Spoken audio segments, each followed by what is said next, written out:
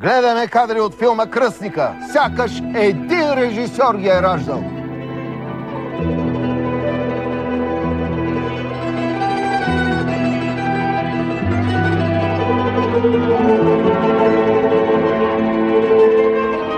Чакай сега, аз нещо се обърках. Кой от двамата е Бойко Борисов?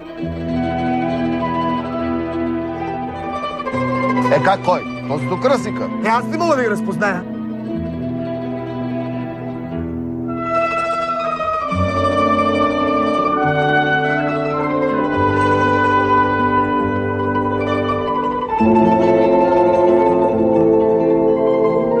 А те дали се познават? Разбира се, те редовно си говорят по телефона.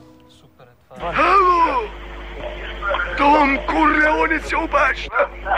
Не звъни повече на този телефон. Виж, моето момче! Моите хора ми казаха, че ме имитираш. Престани! Ако звъннеш още един път, ще намеря. Нали ме разбра? Спри да ме имитираш! Да не те балирам! Нали ти казвам? Какво ти казвам? Много като тебе вече плакаха. Не ме карай да бъда груб! Още тази вечер мога да бъда при тебе! Не дей, затвори и си гледай приятна вечерта. Знаеш на кой звъниш, знаеш, че мога да намеря. Ама, това вие ли сте, господин Борисов? Извинявайте, извинявайте! Лека вечер! Сбъркал съм номера! Рашко!